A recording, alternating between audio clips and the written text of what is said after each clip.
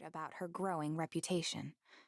Since the gossip about her was always so far-fetched and unreliable, nobody actually knew what she was capable of. So, they were afraid of her. To be fair, even Vin didn't really know what she might do next. Sometimes it was fire and smoke, like today, and other times it was raining ice and sleet.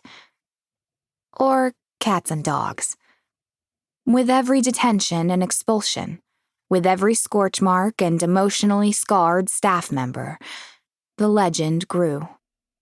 And after 3 detentions in 1 week, a new record, she had leapfrogged idle curiosity and mob mentality to land squarely on fear, all before her 2-week anniversary. The school year was off to a great start. "The headmaster's ready for you," said the secretary, pointing Vin to the headmaster's open door. The instant Vin stepped through, the door snapped shut behind her. She walked into the center of the room, chin held high. Her long curtain of dark hair hung lank around her face, smelling of smoke and crusted with fire extinguisher goop. Burnt pieces of her school blazer flaked off, leaving a trail of ashes on the thick woven rug. The headmaster of Strickland School of Magic watched her approach, seated behind his massive oak desk, looming above her like a judge in a courtroom. He gestured for her to sit, so she perched on the rickety wooden chair before him. There was no point in making herself too comfortable. She knew what was coming, and it wouldn't take long. "Lavinia, Lavinia, Lavinia," he said, more and more gravely with each repetition, until her name sounded like a gong heralding the end of the world.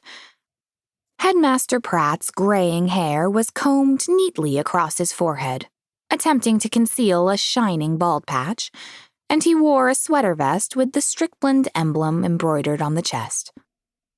His hands were knitted together on the desk before him, resting on her open, and uncommonly thick, file.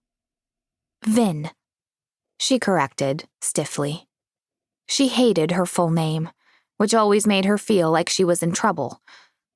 Of course, she was in trouble, so perhaps she ought to let him use it to avoid confusion. "Yes, well," he said, smiling tightly at her.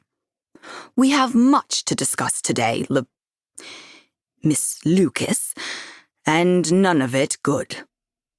Vin squirmed uneasily. If "Lavinia" meant she was in trouble, Miss Lucas surely meant she was in big trouble. Surname trouble. "It was an accident," she said, automatically. She knew it didn't matter, that the truth never mattered, but it was all part of the song and dance that was Vin's life at school.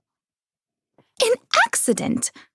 repeated someone from behind Vin, making her jump. She whirled around to see a woman seated in the corner of the room, next to the door. As the woman got to her feet, she looked to Vin like a flagpole in a tweed suit. She was tall and rake-thin, her spine ramrod straight, her curly hair pinned down and stiff with hairspray. Vin hadn't noticed her when she'd come in, her own attention too focused on Headmaster Pratt, her judge, jury, and executioner. But now she had to wonder, was this woman here for the defense or the prosecution? "Ah, yes," the headmaster said, clearing his throat. He seemed not cross exactly, but perhaps irked that this woman had interrupted what was meant to be his interrogation. As far as Vin could tell, getting students in trouble was a headmaster's primary role and single source of joy in any given school year. "Miss Lucas, this is Mrs. Priscilla Prim. She's an inspector sent by the school board." Well, this was something new.